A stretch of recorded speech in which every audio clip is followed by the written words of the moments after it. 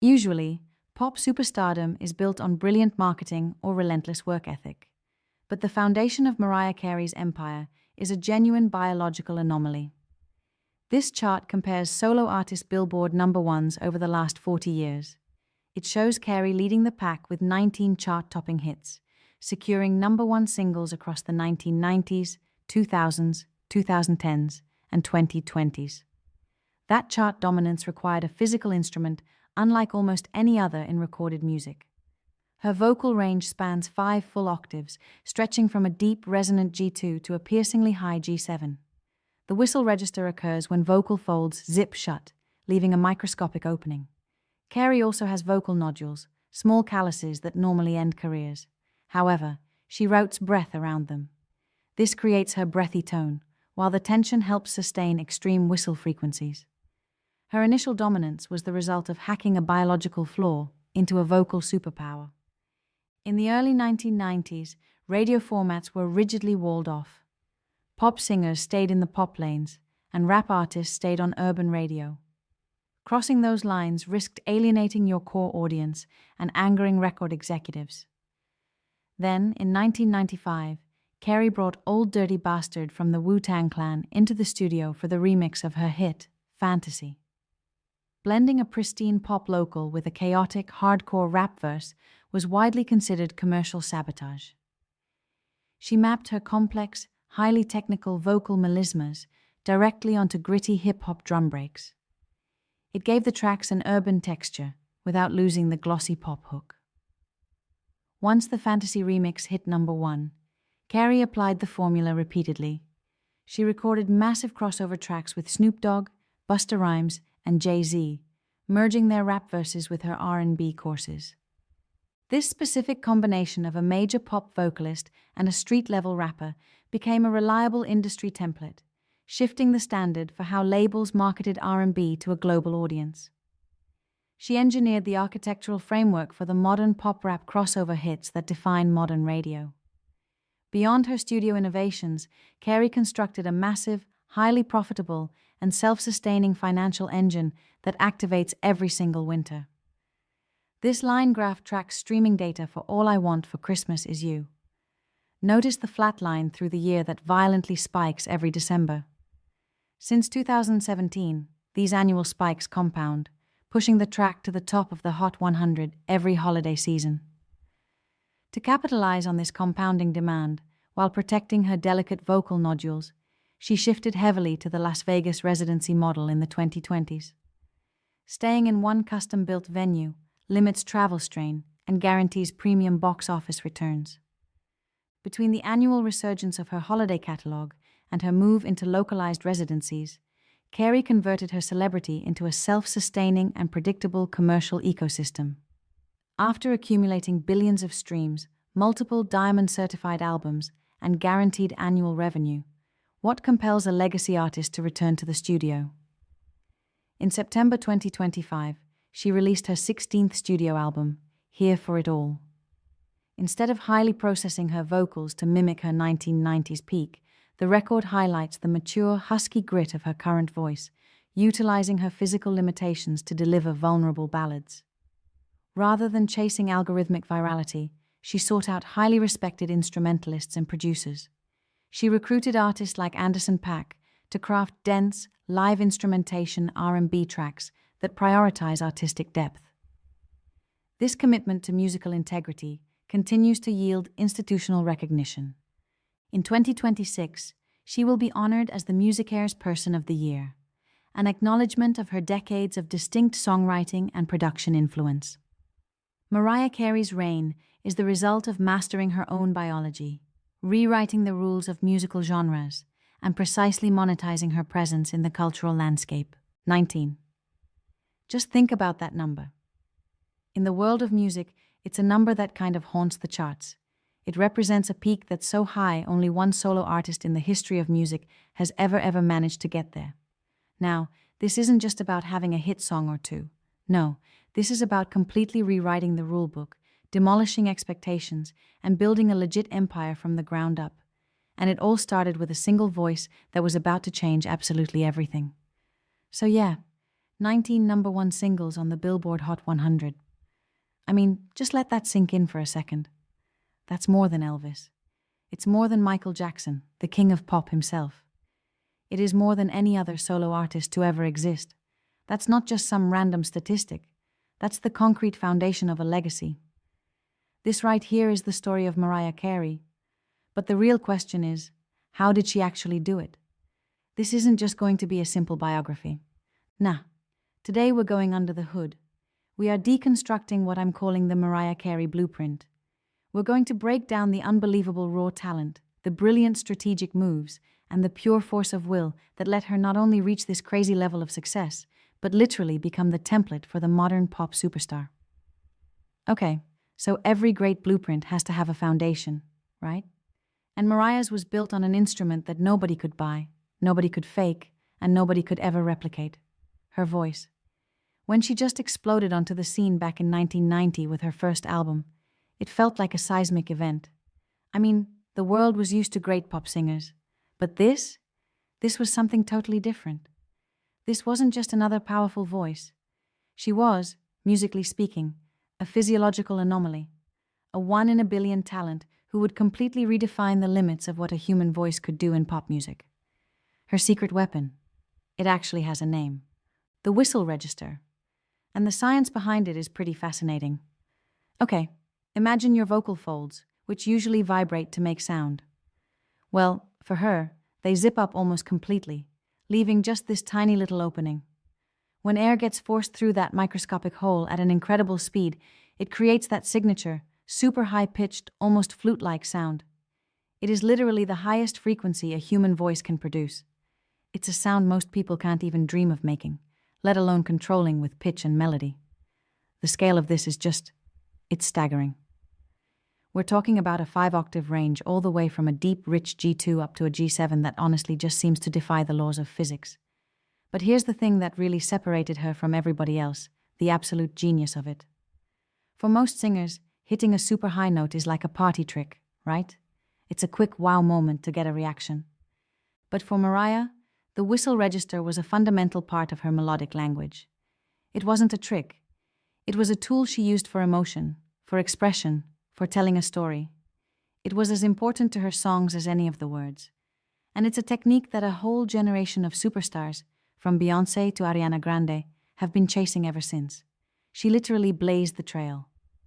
So that voice, it made her a global superstar, no question. But a legendary career isn't just built on talent, it's built on vision. And what Mariah did next wouldn't just secure her legacy, it was about to shatter the walls of the music industry itself. She saw a future that none of the record executives could see. A world where those strict lines between pop, R&B, and hip-hop, well, they were about to get very, very blurry. You know, back in the early 90s, a remix was usually pretty lazy.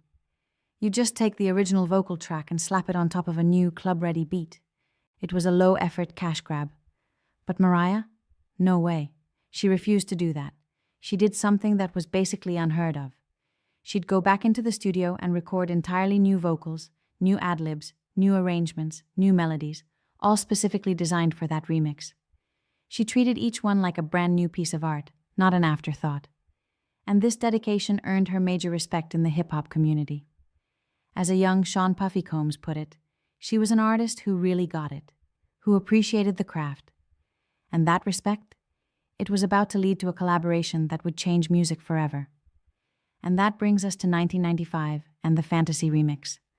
This wasn't just a song, it was a cultural explosion. You really gotta understand, at the time, the music world was completely segregated. You had your clean, shiny pop radio over here, and then you had raw, gritty hip-hop way over there. The idea of putting America's sweetheart, the pristine vocalist, on a track with Old Dirty Bastard, the most beautifully chaotic and unpredictable member of the Wu-Tang Clan. The executives thought it was career suicide. It was a massive, massive risk. But it paid off big time. And in the process, it created the definitive blueprint for the pop/rap crossover that has completely dominated the charts for, the last 3 decades now. And look, Fantasy wasn't a fluke. It was a declaration of intent. Her love for hip-hop was deep. It was authentic. Just look at this list of collaborators. It's a who's who of the Rap Hall of Fame. We're talking Jay-Z, Nas, Busta Rhymes, Mobb Deep, Jadakiss, Snoop Dogg. These weren't just features. They were stamps of approval from the most respected voices in the genre. Mariah wasn't just a tourist visiting the world of hip-hop. She was a resident, a respected citizen, and a true pioneer.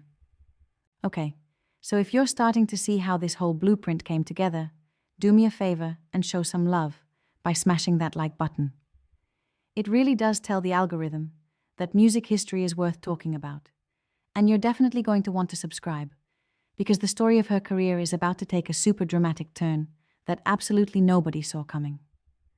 So after a decade of just insane, unprecedented success, the early 2000s hit, and they brought on some huge personal and professional challenges. The critics were basically writing her off. The whole narrative had shifted, and a lot of people in the industry were convinced her time at the top was officially over. But what they didn't realize was that they were just watching the setup for one of the single greatest comebacks in music history. I mean, at the time, the media narrative was just brutal. Her album Charm Bracelet and the tour that went with it were being painted as this huge failure, a sign that her career was on life support. But everyone was missing the real story. This wasn't a failure. It was actually a brilliant strategic retreat. By moving from massive arenas down to more intimate theaters, she took herself out of that harsh spotlight. It gave her the space, and more importantly, the time, to do something crucial. Rest, recover, and meticulously rebuild her instrument, her voice, away from all the public noise. It was a masterclass in playing the long game. And then, 2005 happened. The retreat was over. The return was an album called The Emancipation of Mimi, and it wasn't just an album. It was a full-on cultural reset. The numbers were just mind-blowing.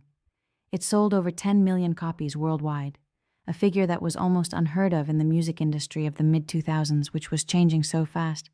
And it didn't just sell, it completely dominated. 10 million copies made it the single best-selling album in the entire United States for all of 2005.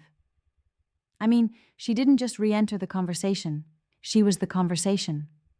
But the real victory lap, the real cherry on top, was the album's massive single, We Belong Together. It did more than just hit number one. It stayed there for 14 weeks. It took over the airwaves so completely that Billboard eventually did something incredible. They officially named it the Song of the Decade for the 2000s. The comeback wasn't just complete. The critics were silenced. Mariah wasn't just back. She was bigger than she had ever been before. So think about it. She'd conquered the pop charts. She'd redefined entire genres. And she'd staged this epic comeback that cemented her legendary status. But her next move? It was even more ambitious. She was about to conquer an entire holiday season. And it all started with a little song she co-wrote and released way back in 1994 without a whole lot of fanfare. All I Want for Christmas Is You is not just a song at this point. It's a piece of global infrastructure. It's an economic engine that churns out millions of dollars every single year. And what's truly wild is its bizarre and meteoric rise. It was a holiday hit back in '94 for sure, but it wasn't some massive chart topper. Then something happened with the rise of streaming.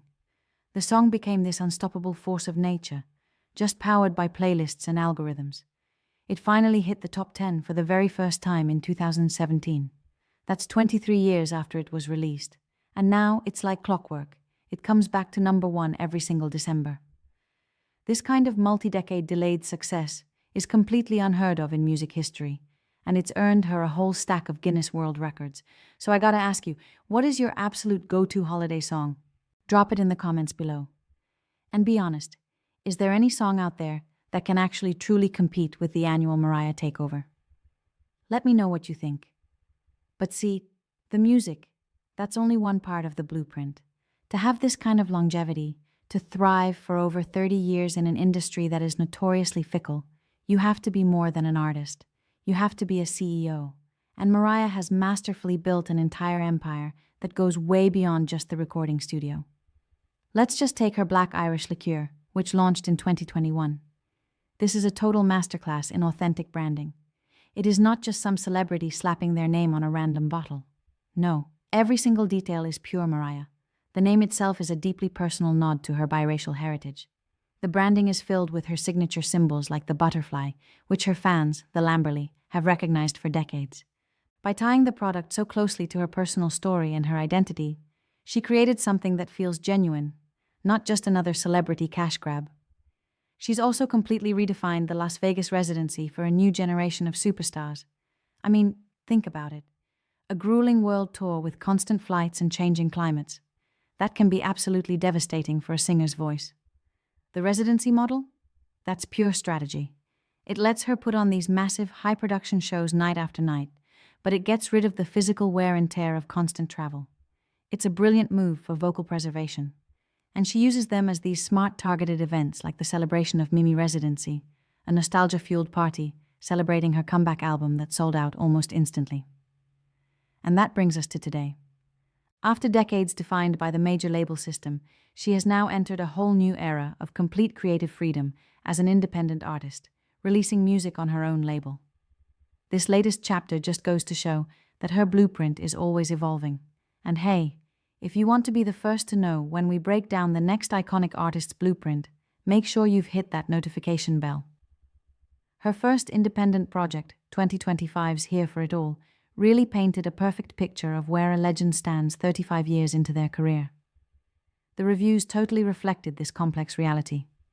On the one hand, you had critics praising her timeless gifts and her gusto, admitting that her core talents are still as sharp as ever.